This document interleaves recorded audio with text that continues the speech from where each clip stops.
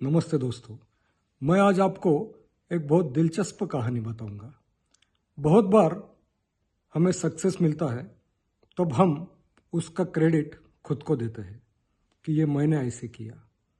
बहुत बार कोई बिजनेस में सक्सेसफुल होता है, कोई कोई बड़ी एग्ज़ाम पास होके बड़ी पोस्ट किसे मिलती है, या कोई सोशल प्रोजेक्ट कोई लेकर वो खुद को क्रेडिट देने लगता है।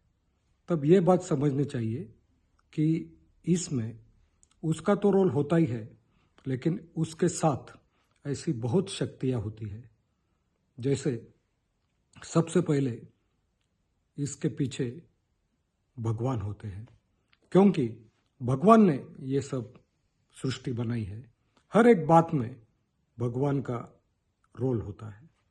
दूसरी बात, कोई बिजनेस में सक्सेस होता है या कोई बड़ी एग्ज़ाम पास होता है तो उसमें उसके माता पिता का रोल होता है। बहुत बार बिजनेस की नींव माता पिता ने रखी हुई होती है, एक अच्छे संस्कार दिए होते हैं, गुरुजन वर्ग की एक शिक्षा दी होती है, लेकिन बहुत बार लोग ये भूल जाते हैं और खुद को क्रेडिट देते हैं। मैं आपको महाभारत की एक दिलचस्प कहानी बताऊंगा।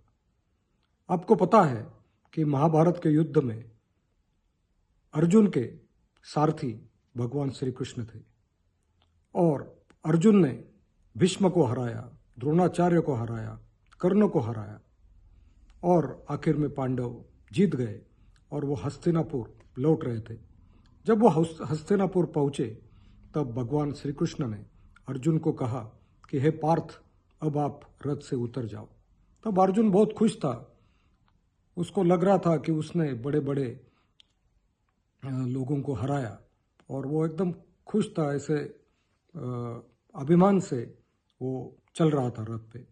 तो जब श्री कृष्ण ने कहा कि पार्थ आप उतर जाओ, तब कृष्ण ने कहा कि हे केशव, आप मेरे पूरे युद्ध में सारथी थे, तो कृपया आप पहले उतरिए और उसके बाद मैं उतरूंगा।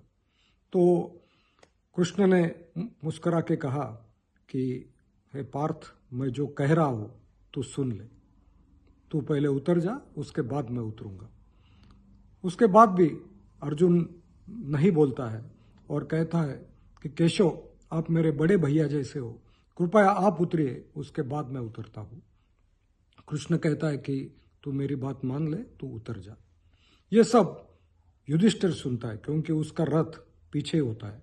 तो युधिष्ठिर अर्जुन को कहता है कि हे अर्जुन, अगर केशव तुझे ये बात कह रहा है, 2 बार कह रहा है, तो तूने उसकी बात सुन लेनी चाहिए। और फिर अर्जुन रथ से उतरता है। उसके बाद भगवान श्री कृष्ण उतरते हैं।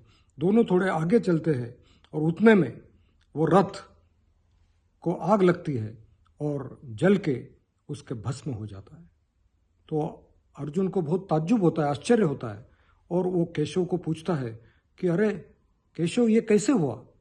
तब भगवान कृष्ण मुस्कुराते हैं और कहते हैं कि इस पूरे युद्ध में द्रोणाचार्य ने, भीष्म ने, कर्ण ने तुझ पर बहुत बड़े बड़े अस्त्र चलाए, तो ये रथ कब का जल गया होता, लेकिन मैंने मेरे शक्ति से ये सब रोका था और उसके कारण ये रथ अब तक शाश्वत था। लेकिन जब मैं इस रथ से उतर गया तो मेरी जो शक्तियाँ थी वो भी मेरे साथ आगे निकल के आई और फिर ये रथ जल गया। तो अर्जुन की आंखें खुलती है और वो केशव को नमस्कार करता है। दोस्तों, ये कहानी का मतलब यही है कि जब हम कोई बड़ा कार्य करते हैं तब इसमें सिर्फ हमारा रोल नहीं होता है, इसमें हमारे माता पिता के संस्कार होते हैं। उन्होंने जो नींव बनाई है उसका भी क्रेडिट होता है। गुरुजन वर्ग जो हमें सिखाते हैं उनको भी क्रेडिट जाता है। जो हमारे सीनियर लोग होते हैं उनको भी क्रेडिट जाता है और जो हमारे मित्र हैं, हमारे टीममेट्स हैं, उन सबको क्रेडिट जाता है। और जब हम ये क्रेडिट उन सबको देते हैं तब हमें जीवन का आनंद मिलता है और तभी हम सक्सेसफुल पर्सन बनते हैं। Thank you very much. Have a nice day.